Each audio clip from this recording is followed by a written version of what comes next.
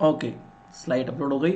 तो अब मैं आपको स्टार्ट करता हूँ। कल हम लोगों ने जो है कम्यूटेशन जो है वो कंप्लीट कर लिया था, ठीक है ना। अब आज उसके आगे हम पढ़ेंगे, वो है अनसर्टेनिटी प्रिंसिपल।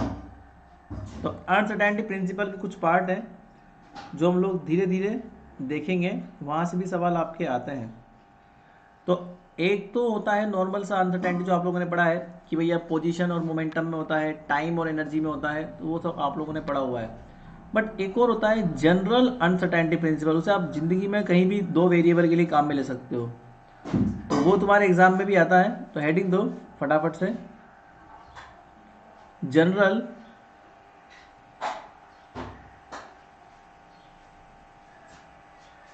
अनसर्टेनिटी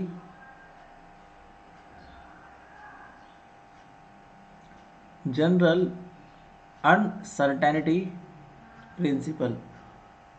जो फिक्स किसी वेरिएबल के लिए नहीं होता, ये हर तरह के ऑपरेटर्स के लिए काम करता है,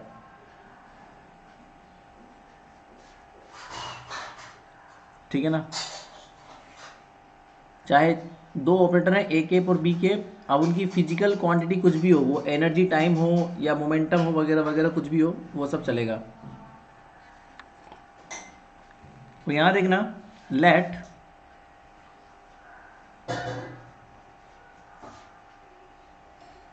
ए cap and B cap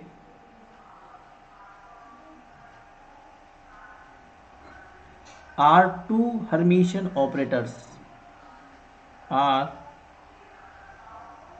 to hermitian operators of observable of, पता है ये ऑब्जर्वेबल वर्ड क्यों लिखता हूं मैं बार बार? इसका मतलब ये जो ऑपरेटर में लिखे ना, ये कोई जनरल ऑपरेटर नहीं है मैथमेटिक्स वाले कि भैया इंटीग्रल ऑपरेटर हो या डिफरेंशियल ऑपरेटर हो, ये कोई जनरल ऑपरेटर नहीं है। ये फिजिक्स के ऑपरेटर है, जिसमें किसी फिजिकल क्वांटिटी का कोई फिजिक्स है। जैसे मान लो एनर्जी है, जैसे मान लो मोमेंटम है, वेलोसिटी है, फोर्स है, बहुत सारी चीज़ें होती है, एंगुलर मोमेंटम है, तो ये उनके हैं ऑपरेटर, इसीलिए ऑब्जर्वेबल, जिनको ऑब्जर्व किया जा सकता है। तो मान लो दो ऑपरेटर है मेरे पास, ए केप और बी केप, ऑब्जर्वेबल, और ये जो है हर्मिशियन है। हर्मिशियन का मतलब ये होता है कि अगर आप इनका डेगर लेंगे ना, तो ये वापस वही का वही आ जाएंगे, तो ये हर्मिशियन होता है। सिमिलरली बी केप डेगर जो होता है वो भी बी केप के बराबर हो जाएगा, मान लो सपोज, ठीक है। तो किसी भी ऑपरेटर की एक्सपेक्टेशन वैल्यू जो होती है वो इस प्रकार से होती है, हम जानते हैं। और अनसर्टेनिटी प्रिंसिपल आगे देखो क्या होता है, दोनों क्वांटिटीज में अनसर्टेनिटी, तो एक फॉर्मूला होता है अनसर्टेनिटी का, देन अनसर्टेनिटी इन ए, उसका एक फॉर्मूला होता है, ये याद रखना पड़ेगा तुम्हें। किसी भी चीज़ की अनसर्टेनिटी बराबर क्या होती है, अंडरवुड, चलो इससे पहले एक चीज़ समझ लो, तुम्हें डायरेक्टली समझ में नहीं आएगी। पहले तुम्हें एक्सपेक्टेशन वैल्यू दिखाता हूँ मैं। एक्सपेक्टेशन वैल्यू किसी भी ऑपरेटर की एवरेज वैल्यू कहलाती है, याद रखना। जैसे मान लो तुम्हारे पास, अगर तुम्हें निकालनी है एक्सपेक्टेशन वैल्यू,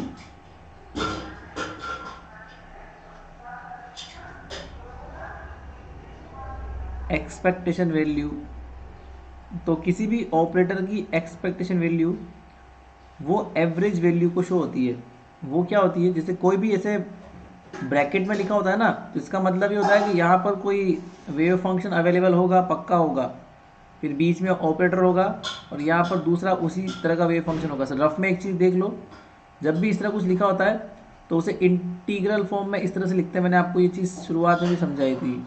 और फिर यहाँ पर डीटो मतलब वेव फंक्शन जिस भी वॉल्यूम में है या जिस भी एरिया में है या जिस भी लाइन में है, तो डीटो मतलब एक्स भी होता है, डी एक्स भी होता है, डी वाई भी होता है और डी जेड भी होता है, वॉल्यूम भी हो सकता है, कुछ भी हो सकता है वो। तो वो डिपेंड करेगा आपके वेव फंक्शन के ऊपर, तो इसे बोलते हैं एक्सपेक्टेशन वैल्यू। एक्सपेक्टेशन का मतलब होता है बेसिकली एवरेज वैल्यू, तुम लोगों ने कभी ज़िंदगी में एरर पढ़ी हो, पता नहीं तुमने पढ़ी नहीं पढ़ी, तुम कभी एक्सपेरिमेंट करते हो ना, तो एक्सपेरिमेंट जब करते हो, तुमने एक्सपेरिमेंट किया, तो एक एक कोई प्रोसेस है, उसको ख़त्म होने में लगे शुरुआती सेकंड में 5 सेकंड, मतलब एक परीक्षण लिया आप लोगों ने, ऑब्जर्वेशन लिया, आपको रिजल्ट मिला 5 सेकंड, फिर आपने दूसरी बार एक्सपेरिमेंट किया, दूसरी बार एक्सपेरिमेंट करते ही आपको कितना मिला रिजल्ट, 4 सेकंड, तीसरी बार किया तो 4.5, चौथी बार किया 4.8, पांचवी बार किया 5.7, फिर मिला 5.5। ऐसे आप लोगों ने 10 बार एक्सपेरिमेंट कर दिया और बहुत सारे रिजल्ट आए आपके सामने। तो क्या रिजल्ट, कौन सा वाला एग्जैक्ट रिजल्ट है, उस एक्सपेरिमेंट का एक्चुअल रिजल्ट क्या है, तो इसका एक मेथड होता है, और वो होता है कि आप इन सब रिजल्ट का एवरेज निकाल लो।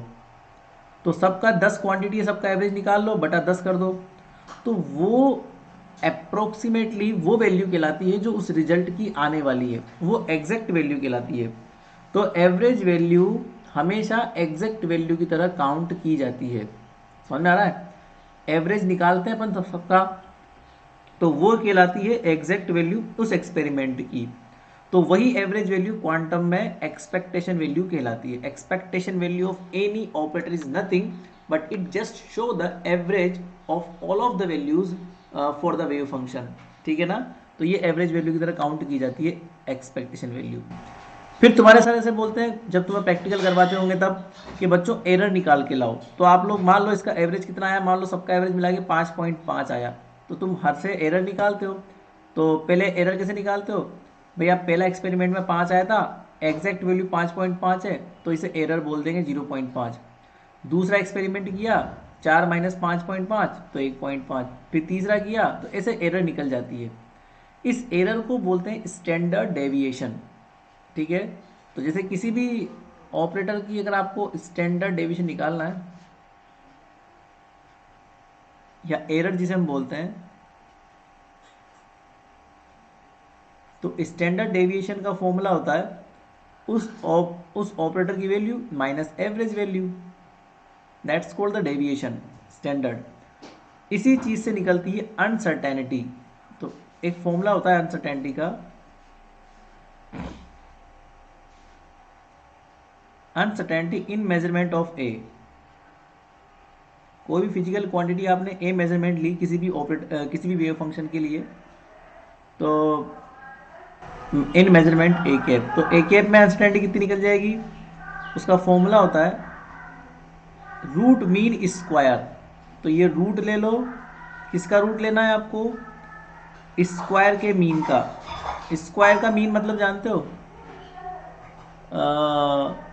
ये तो हो गया मीन, किसका मीन, स्क्वायर का। किसका स्क्वायर, जो तुमने डेविएशन निकाला ना उसका स्क्वायर, दैट्स कॉल्ड आरएमएस। तो आरएमएस जो होता है वो सबसे एग्जैक्ट एरर कहलाती है हमेशा। कभी भी तुम्हें आरएमएस एरर निकालनी हो तो वो सबसे एग्जैक्ट एरर है। आरएमएस का मतलब होता है रूट मीन स्क्वायर। ठीक है?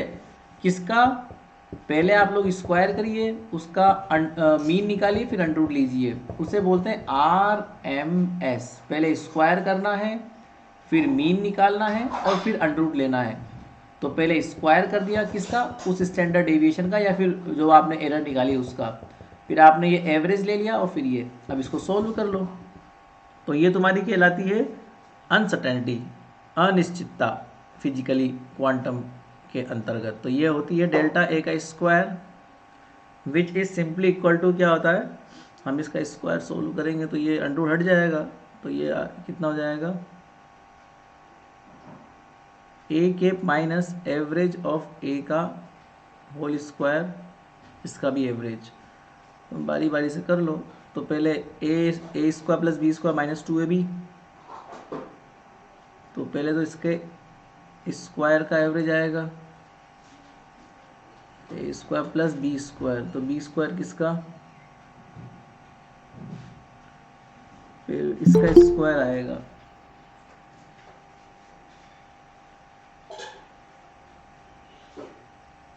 ठीक है,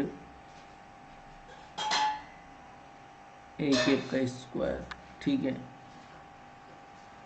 फिर उसके बाद में अब वो तो पहले ही एवरेज है, तुम एवरेज का फिर एवरेज निकालोगे तो कोई फ़र्क नहीं पड़ेगा, बिकॉज वो शुद्ध तो वैसे ही है। तो होने में तो इसका भी एवरेज आना चाहिए, बट वो खुद एवरेज है तो फिर क्या मतलब एवरेज निकालने से। एक बार झाड़ू जब निकल गई है तो दूसरी बार झाड़ू निकालोगे तो ज़्यादा इफेक्ट नहीं आएगा, मैक्सिमम कचरा पहले झाड़ू में निकल जाएगा। तो एवरेज का एवरेज निकालने से कोई फ़र्क नहीं पड़ता। -2ab, तो -2ab,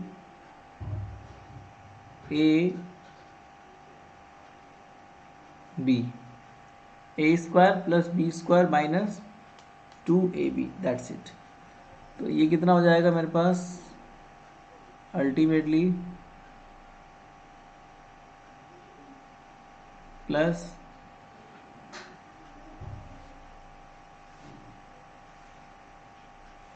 ठीक है। तो इसका जो स्क्वायर है वो हो जाएगा, मतलब पावर पहले एवरेज के अंदर होती है फिर पावर बाहर पहुंच जाती है, बस ये फॉर्मूला होता है, ये तुम्हें लर्न करना है। ये किसी भी फिजिकल क्वांटिटी या किसी भी ऑपरेटर में अनसर्टेनिटी निकालने का ये फॉर्मूला होता है। ये CSIR नेट में बहुत सवाल आते हैं यहाँ से, ठीक है ना, इसको याद कर लेना। Uncertainty in the physical quantity, average लगाना है उस ऑपरेटर का, फिर माइनस करना है, फिर एवरेज लगाना है बाहर का, फिर उसका स्क्वायर करना है। याद करने का तरीका बहुत सिंपल है। पहले बच्चा पिताजी के कंधे पर होता है ना। तो पहले बच्चा मतलब पावर जो है वो कंधे पर है, फिर आपने उसका एवरेज ले लिया, फिर पिताजी थक गए तो उसने क्या करा कि बच्चे को बाहर बिठा दिया, ये ले भाई, तो पावर ऊपर पहुंच गई। तो ये याद करने का ट्रिक है। बच्चे उल्टा कर देते हैं, कभी कभी क्या करते हैं, इसको वो आगे लिख देते हैं, इसको पीछे लिख देते हैं। तो ऐसे मत कर देना, सवाल गलत हो जाएगा, माइनस में डिफरेंस आ जाएगा। हमें पहले पावर को अंदर रखना है, मतलब क्वांटिटी के स्क्वायर का एवरेज लेना है, फिर बाद में एवरेज लेके फिर स्क्वायर करना है, दोनों में अंतर होता है, ठीक है ना। तो ये चीज़ है, ये याद रखना है तुम्हें। अब इसके बाद में इसी प्रकार से अगर तुम निकालते हो अनसर्टेनिटी दूसरी वाली क्वांटिटी में, जैसे बी में निकालो आप, now the uncertainty similarly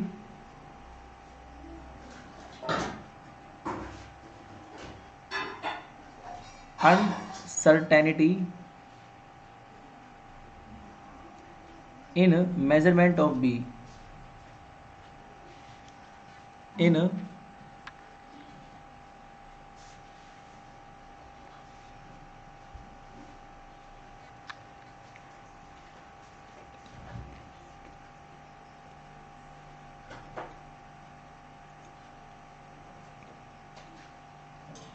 measurement of B, ठीक है। अब बी में मेजरमेंट में अनसर्टेनिटी निकाल लो।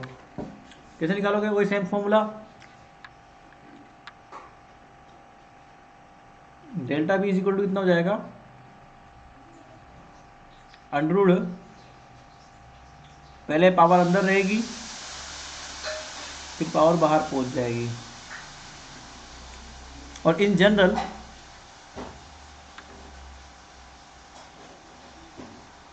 अगर एक जनरल फॉर्मूला लिखूँ ना मैं, तो ये अनसर्टेनिटी बहुत कम कम होती है, ठीक है ना।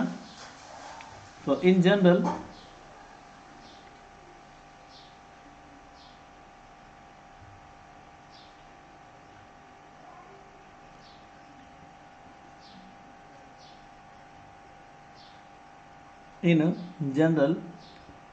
अनसर्टेनिटी प्रिंसिपल, ये एक आध बार तुम्हारे एग्जाम में आया था, जनरल अनसर्टेनिटी प्रिंसिपल बताइए, तो ये बताता हूँ मैं आपको। इन डेल्टास की वैल्यू बहुत कम होती है, इसलिए जब इनका मल्टीप्लाई करते हैं ना हम लोग, तो ये अप्रोक्सीमेटली इक्वल टू 0 होता है, क्योंकि इनकी वैल्यूज बहुत कम होती है। पर हाँ, ये फॉर्मूले याद रखने तुम्हें, ये सीधा नेट में सवाल आते हैं यहाँ से।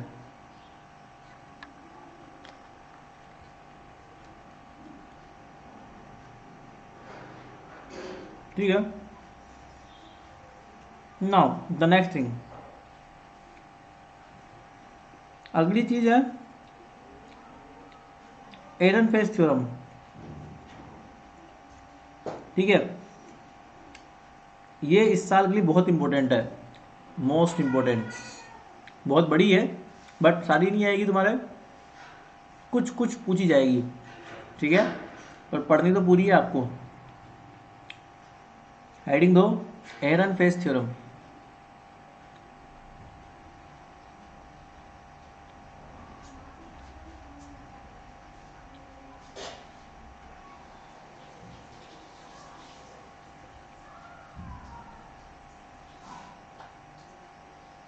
एहरनफेस्ट थ्योरम समझना ध्यान से।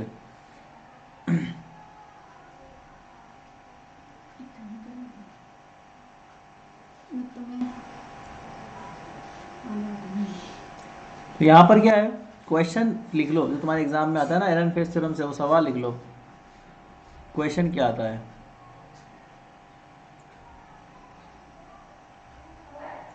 State and prove Ehrenfest theorem. State and prove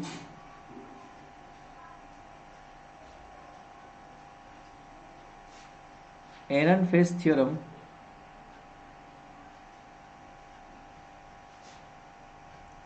for the particle moving in for the particle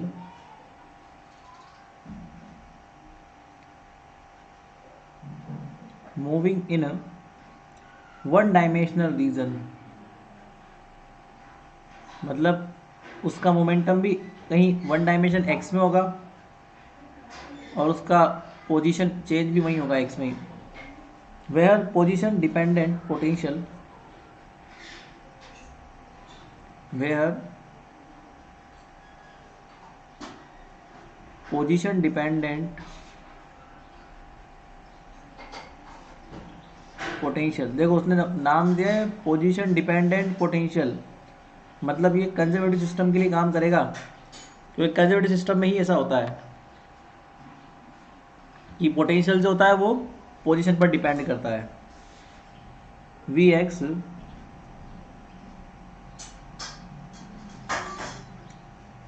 is shown as, इस प्रकार से आपको शोन होगा, is shown as like this, कि अगर मान लीजिए आपने एवरेज ऑफ मोमेंटम का टाइम के रेस्पेक्ट पे डेरिवेटिव निकाला, तो वो जो होता है वो पार्शियल डेरिवेटिव होता है। थोड़ा सा एवरेज निकालना पड़ेगा पहले मुझे।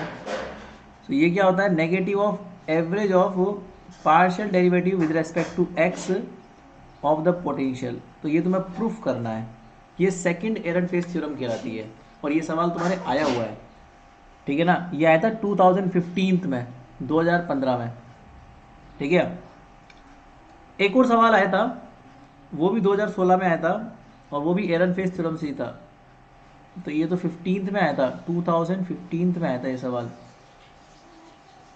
एक और आया था तुम्हारे, वो आया था 2016 में। तो reduce the relation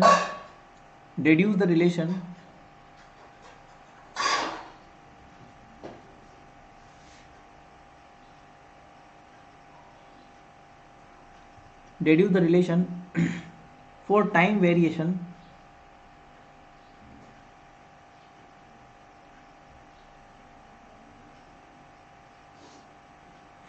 variation of the expectation value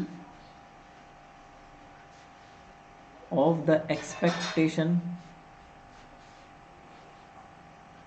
value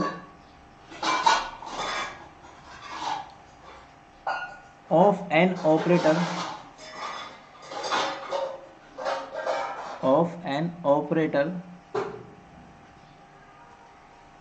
a cap, कोई भी ऑपरेटर मान लो, वो ए कैप कुछ भी हो सकता है, इन quantum mechanical state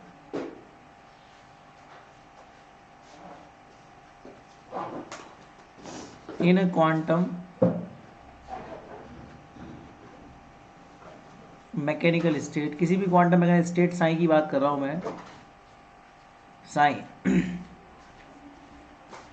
explain by giving an example. मतलब आपको ये देखना है कि कोई भी ऑपरेटर का टाइम डेरिवेटिव जो है ना, वो क्या होता है अगर वो साइन स्टेट पर ऑपरेट बताए। तो एहरनफेस्ट थ्योरम कुछ नहीं होती है, एहरनफेस्ट थ्योरम केवल किसी भी ऑपरेटर की कोई भी ऑपरेटर की एवरेज वैल्यू का टाइम डेरिवेटिव बताता है कि वो टाइम के रेस्पेक्ट में चेंज होकर क्या देगा। और उसका एग्जाम्पल भी आपसे पूछा है, तो एग्जाम्पल ये सामने लिखा हुआ है ना आपकी, ये रहा, ये देख लो, ये कोई ऑपरेटर है, इसका टाइम डेरिवेटिव है एवरेज का, और ये हमें ये दे रहा है। तो एरनफेस्ट थ्योरम किसी भी ऑपरेटर के एवरेज का टाइम डेरिवेटिव दर्शाती है, तो यही पूछ रहा है वो। और उसने बोला है giving explain by giving an example, तो हम लोग मोमेंटम का या पोजीशन का कुछ भी एग्जाम्पल दे देंगे। तो एक्सप्लेन बाय, अब देखो उसने लैंग्वेज फॉर्म में दे दिया, तुम लोग समझ नहीं पाते हो कि ये सवाल एरनफेस्ट का है, तुम लोग चक्कर खा जाते हो, ये सवाल एरनफेस्ट का है। तो एरनफेस्ट जो है उसका स्टेटमेंट यही है, हाँ, तो इसका स्टेटमेंट यही है बेटा, रेड्यूस, तो ये एरनफेस्ट का स्टेटमेंट है। गिविंग एन एग्जाम्पल, तो एग्जाम्पल के थ्रू आपको समझाना। अब मेरी बात समझना, मैं आपको नीचे रफ में समझा रहा हूँ कि क्या होता है एरनफेस्ट थ्योरम।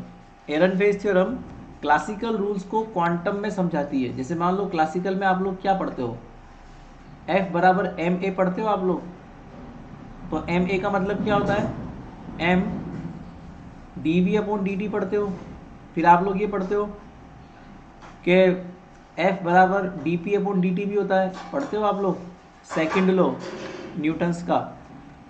तो और हम ये भी जानते हैं कंजर्वेटिव सिस्टम के लिए एफ बराबर minus negative gradient of potential भी होता है। और यही तुम्हारा क्या है, एरनफेस्ट सेकंड थ्योरम है ना। तुम लोग क्या पढ़ते हो, पी बराबर एम वी पढ़ते हो, बिल्कुल पढ़ते हो, ठीक है ना, पी बराबर एम वी पढ़ लेते हो आप लोग, ठीक है, ठीक है।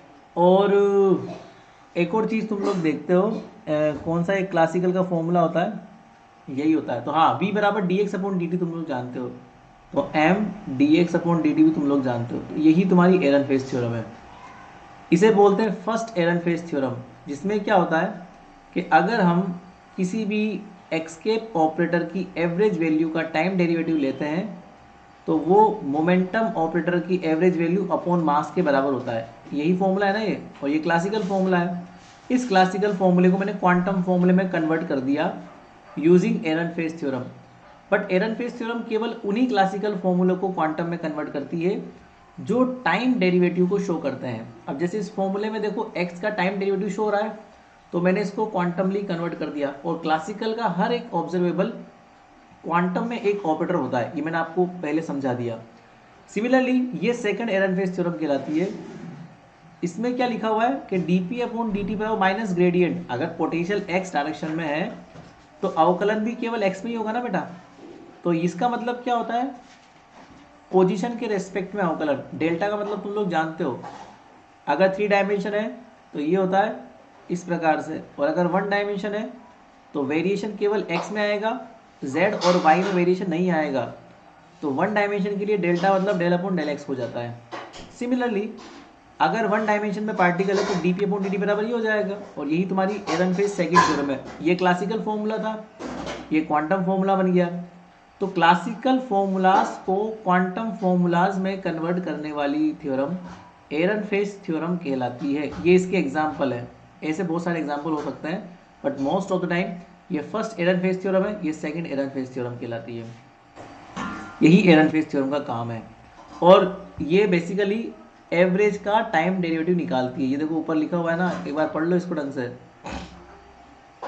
Relation for the time variation of the expectation value of operator A cap. तो किसी भी ऑपरेटर ए कैप की एक्सपेक्टेशन वैल्यू का टाइम डेरिवेटिव किसके ऊपर एक्सपेक्टेशन वैल्यू, किसी भी स्टेट के ऊपर। जैसे कोई क्वांटम स्टेट्स आई है ना, उसके ऊपर। तो ये एरनफेस्ट थ्योरम होती है। तो नीचे एक लाइन लिख लो सॉल्यूशन में,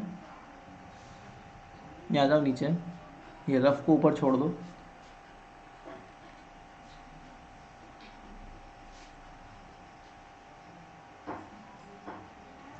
expectation value of quantum mechanics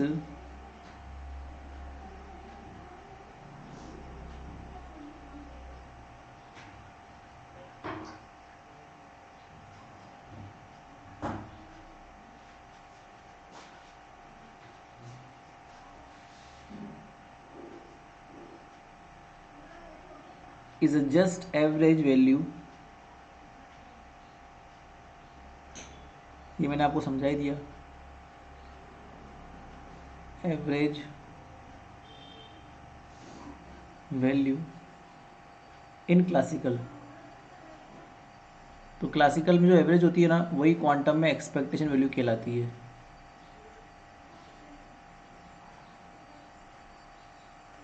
and Ehrenfest theorem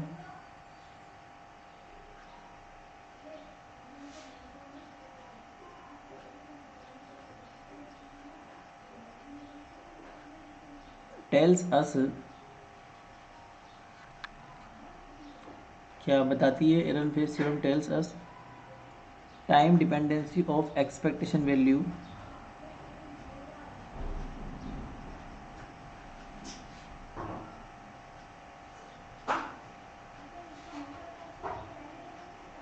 expectation value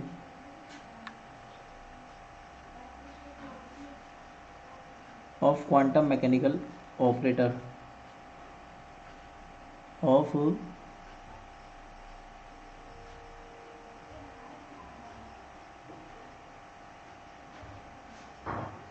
quantum mechanical operator and observable, एक ही बात है, ऑपरेटर बोल दो, ऑब्जर्वेबल बोल दो।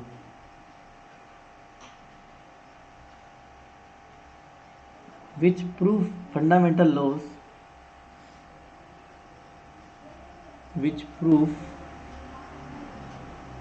Fundamental laws